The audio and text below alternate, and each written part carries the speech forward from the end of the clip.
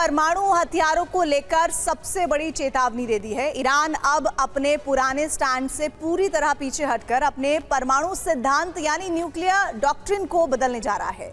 इसका सीधा और साफ मतलब यह है कि ईरान अब उत्तर कोरिया की राह पर चलकर आधिकारिक रूप से एटम बम बनाने का फैसला ले सकता है। विशेषज्ञों का दावा है कि ईरान के पास मौजूद 60% संवर्धित यूरेनियम को हथियार ग्रेड तक पहुंचाने में अब बेहद कम समय बचा है। दूसरी तरफ इजरायल ने ईरान के पास रासायनिक हथियार होने का नया दावा करके तनाव को चरम पर पहुंचा दिया है। ट्रंप ने भी दो टूक कह दिया है कि अब बातचीत का वक्त खत्म हो चुका है और ईरान के हर वार का जवाब 20 गुना ताकत से हमला करके दिया जाएगा।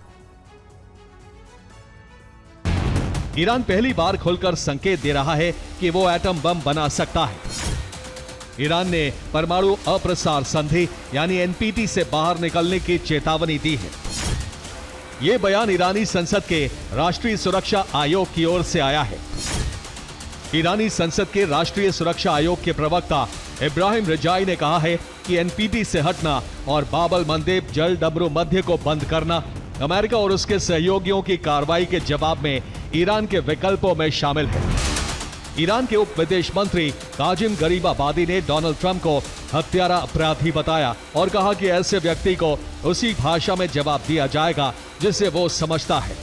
ईरान के विदेश मंत्री सैयद अब्बास अरागची ने भी कहा कि ईरान धमकियों का जवाब शब्दों से नहीं, कार्रवाई से देगा।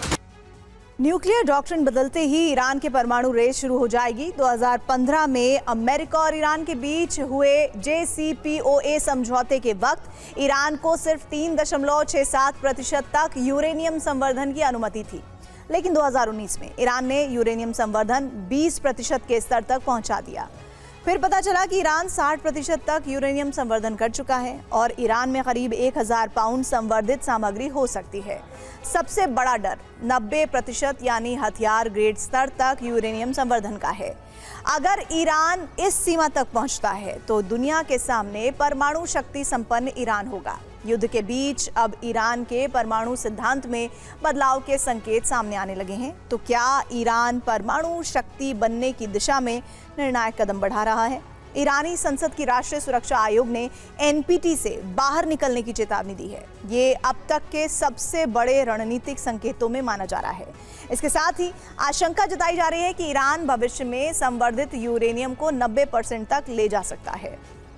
इजरायली प्रधानमंत्री बेंजामिन नेतन्याहू ने एक इंटरव्यू में दावा किया है कि ईरान के पास सिर्फ परमाणु का ही खतरा नहीं है, बल्कि उसके पास निश्चित रूप से रासायनिक यानी केमिकल हथियार भी मौजूद हैं।